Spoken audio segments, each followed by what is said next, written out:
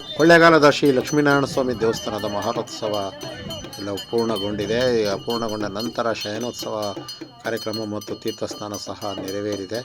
ಹಾಗಾಗಿ ಕೊಳ್ಳೇಗಾಲ ಲಕ್ಷ್ಮೀನಾರಾಯಣ ಸ್ವಾಮಿ ಮಹಾರಥೋತ್ಸವದ ಸಂಭ್ರಮ ಮತ್ತು ಪೂಜೆಯ ವಿಧಿವಿಧಾನಗಳು ಕಳೆದ ಸುಮಾರು 10-12 ದಿನಗಳಿಂದ ಕೂಡ ನಡೆದಿದೆ. ಇದು 9ನೇ ತಾರೀಕಿಂದಲೇ 8-9ನೇ ತಾರೀಕಿಂದಲೇ ಪ್ರಾರಂಭವಾಯಿತು. ಕಳೆದ ವಾರದಿಂದಲೇ ಸರಿಯಾಗಿ 1 ವಾರ 10 ದಿನಗಳ ಕಾಲ ಶ್ರೀ ಲಕ್ಷ್ಮೀನಾರಾಯಣ ಸ್ವಾಮಿ ದೇವಸ್ಥಾನದಲ್ಲಿ ವಿಶೇಷ ಪೂಜೆ, ಪ್ರಸಾದ ಅಲಂಕಾರ, ವಿಶೇಷ ಅಲಂಕಾರ, ಪ್ರಸಾದ ವಿನಿಯೋಗ ಸೇರಿದಂತೆ ವಿವಿಧ ಉತ್ಸವಗಳು, ಪ್ರತಿನಿತ್ಯ ಅಭಿಷೇಕಗಳು ಸೇರಿದಂತೆ ಮುಂಜಾನೆಯಿಂದ ರಾತ್ರಿಯವರೆಗೂ ಕೂಡ ಸದಾ ವಿಶೇಷವಾಗಿ 10 ದಿನಗಳ ಕಾಲ ನಡೆದಂಥ ಪೂಜಾ ಕಾರ್ಯಗಳಲ್ಲಿ ಭಕ್ತಾದಿಗಳು, ಸೇವಾರ್ಥದಾರರು ಮತ್ತು ವಿವಿಧ ಗಣ್ಯರು ಸೇರಿದಂತೆ ಸುತ್ತಮುತ್ತಲಿನ ಭಕ್ತಾದಿಗಳು ಹೆಚ್ಚಿನ ಸಂಖ್ಯೆಯಲ್ಲಿ ಪಾಲ್ಗೊಂಡು ಶ್ರೀ ಲಕ್ಷ್ಮೀನಾರಾಯಣ ಸ್ವಾಮಿ ದೇವಸ್ಥಾನದ ಕೃಪೆಗೆ ಪಾತ್ರರಾಗಿದ್ದರು.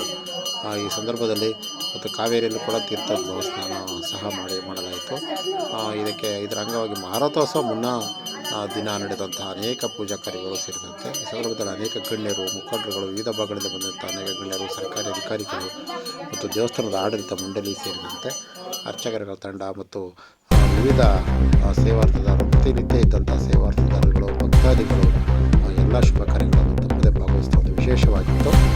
ಮತ್ತು ಇದೇನು ಇವತ್ತು ನಿನ್ನೆದಲ್ಲ, ಇದು ಹಿಂದಿನ ತಲೆಮಾರಿನಿಂದ ನೋಡ್ಕೊಂಡು ಬಂದಿರುವಂಥ ಪೂಜಾ ಕಾರ್ಯಗಳು, ಸೇವೆಗಳನ್ನು ನಡೆಸ್ಕೊಂಡು ಬಂದಿದ್ದಾರೆ ದೇವಸ್ಥಾನದಲ್ಲಿ.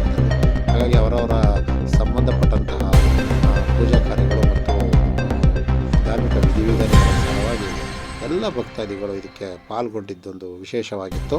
ಹಾಗಾಗಿ ಕೊಳ್ಳೇಗಾಲ ಲಕ್ಷ್ಮೀನಾರಾಯಣ ಸ್ವಾಮಿ ದೇವಸ್ಥಾನ ಒಂದು ಊರಿನ ಹಬ್ಬ, ಒಂದು ಬೀದಿ ಹಬ್ಬ ಅಲ್ಲ, ಇದೊಂದು ಊರಿನ ಹಬ್ಬವಾಗಿ ಮತ್ತು ದೇವಸ್ಥಾನದ ಒಂದು ಸಂಪ್ರದಾಯದಂತೆ ಹಿಂದಿನಿಂದಲೂ ಕೂಡ ಸತತವಾಗಿ ನಡೆದು ಬಂದಿರುವಂತಹ ಹಬ್ಬ.